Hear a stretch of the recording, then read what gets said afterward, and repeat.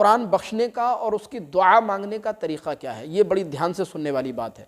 तो देखें, कुरान ख़ुद से बख्शने का, ख़ुद से ईसाल सवाब करने का अपने घर पर, उसका आसान और सादा सिंपल तरीक़ा और उसकी दुआ मांगने का आसान तरीक़ा ये है कि पहला तरीक़ा तो ये कि आपके घर में जो शीरीनी और जो भी खाने पीने के आइटम, जो भी खाने पीने की चीज़ें मौजूद हों, उसको आप सामने मुसल्ले पर रखें, एक गिलास में पानी भर कर रख लें, खुशबू के लिए अगरबत्ती वगैरह सुलगा लें और फातिहा पढ़ने के लिए बैठ जाएँ।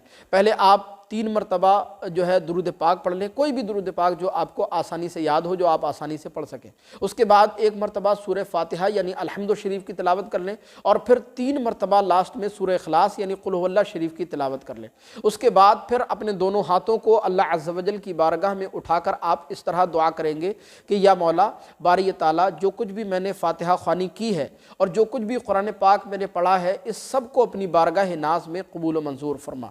या अल्लाह, मेरी फातिहा का सवाब, मेरे कुरान पाक की तिलावत का सवाब सबसे पहले मेरे प्यारे आका सरकार दो आलम सल्लल्लाहु अलैहि वसल्लम की बारगाह में पेश मौला कबूल फरमा। तमाम अंबिया इकराम अलैहिमुस्सलातु व तस्लीम की बारगाह में पेश मौला कबूल फरमा। और मेरी इस तिलावत का सवाब, इस फातिहा ख़्वानी का सवाब हुजूर के तमाम सहाबा, साहबियात, अज़वाज मुतारात, जुमला अहले बैत अतहार, तमाम शोदा इस्लाम, हज़रत इमाम हसन, इमाम हुसैन और तमाम अहले बैत अतहार की बारगाह में पेश मौला कबूल फरमा।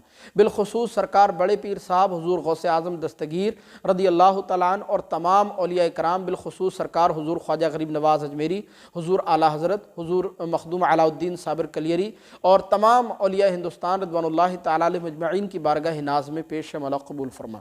उसके बाद आपके जो भी अजीज़ व क़ारिब दुनिया से रुखसत हो चुके हों, उनका नाम लेकर के या अल्लाह, इस फातिहा ख़्वानी का सवाब, मेरे कुरान पाक की तिलावत का सवाब परवरदिगार फ़लाँ बिन फ़लाँ की रूह को पेश मौला कबूल फरमा। या अल्लाह, इस कुरान पाक की तिलावत के सदक़े में, इस फातिहा ख़्वानी के सदक़े में और इस रमज़ानुल मुबारक के सदक़े में उनकी बेहिसाब मग़फ़िरत व बख़्शिश फरमा, उनको जन्नतुल फ़िरदौस में आला मक़ाम अता फरमा।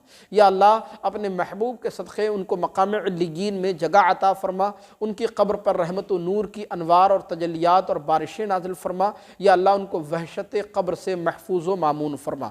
और फिर उसके बाद आप अपने लिए, अपने अहल व अयाल के लिए, अपने बाल बच्चों की कामयाबी, सेहत व सलामती या जो भी आपका जायज़ मकसद हो, उसके लिए भी आप दुआ कर सकते हैं। फिर आखिर में वसल्लल्लाहु तआला अला रसूल खैर खल्क़िही मुहम्मद व आलिही व अस्हाबी अजमईन। जब हो दमे वापसी या अल्लाह लब्बे ला इलाहा इल्लल्लाह मुहम्मद रसूलुल्लाह सल्लल्लाहु अलैहि वसल्लम। तो एक तरीक़ा तो ये है जो आम तौर पर आप इस तरह से कुरान पाक बख्श सकते हैं, कुरान पाक ईसाल सवाब कर सकते हैं। दूसरी एक ख़ास बात यह है कि देखें, जो भी कुरान पाक आपने पढ़ा है तो उसके लिए बहुत ज़्यादा परेशान होने की ज़रूरत नहीं है। खुशबू, शीरीनी, पानी अगर कुछ मौजूद ना भी हो तो आपके दिल में जो इरादा है कि मैं ये कुरान पाक जो पढ़ रहा हूँ, अल्लाह तबारक व तआला इसका सवाब फ़लाँ की रूह को अता फ़रमाए, मेरे नबी की रूह को अता फ़रमाए, या सरकार इमाम हुसैन की रूह पाक को अता फ़रमाए, सरकार गौसे पाक की रूह पाक को, या मेरे कोई अजीज़ जो दुनिया से रुखसत हो चुके हैं उनकी रूह को परवरदिगार इसका सवाब अता फ़रमाए। तो आपके दिल में जो नीयत है, जो इरादा है, यही काफ़ी है। अल्लाह तबारक व तआला दिलों के राज़ों को जानता है। आप जिस इरादे से, जिस नीयत से कुरान पाक की तिलावत करेंगे